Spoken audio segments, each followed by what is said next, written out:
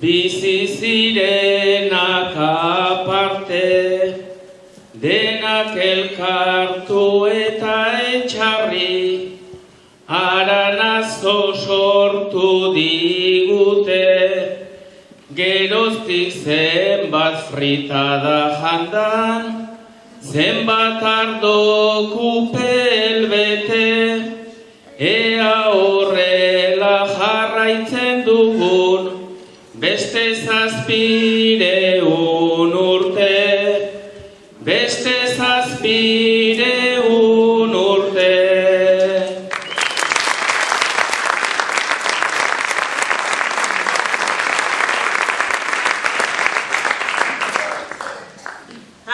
Arbasoen arkaitza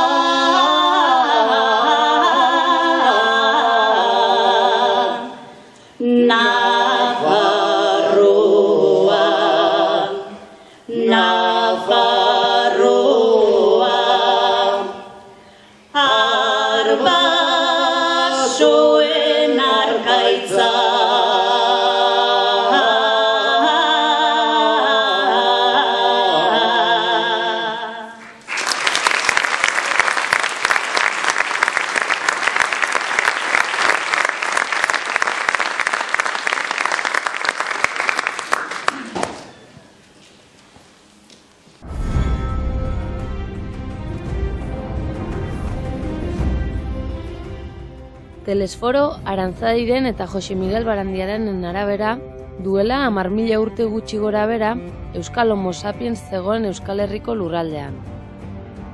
Estrabon historialari eta geografo greziarrak Euskal leinuen izenak Beroi, Karistio, Bardulo, Autrigoi, Baskoi jaso zituen duela 2000 urte baino gehiago bere obra nagusian.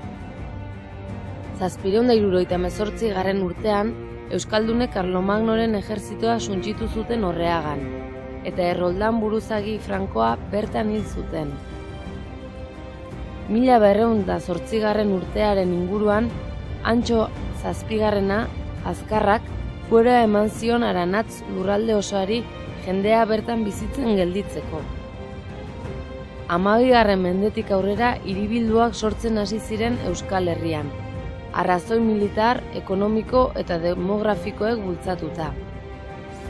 1312ko irailaren 17an, Luis Lehenengoa Utin erregearen izenean Bilierseko Engarrant gobernadoreak Etxarri Aranatz izena-bizena dituen herria sortzeko agindua eman zuen, inguruko herri mordoa hutsaraziz.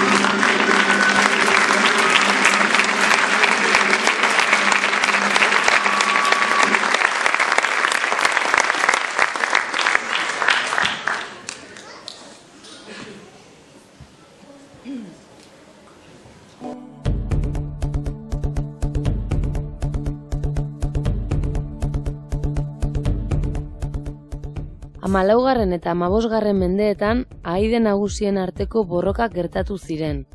Etxar inguruko jauntxo garrantzitsuenak, Ziordiko jauntxoak, Arbizukoak, Lazkaokoak, Izarragabengoakoak, Beamontarrak. 1678an Karlos Bigarrenak Araba eta Gipuzkoa birkonkistatu zituen 1673 arte. 1451an Nafarroako Gerra Zibila lehertu zen.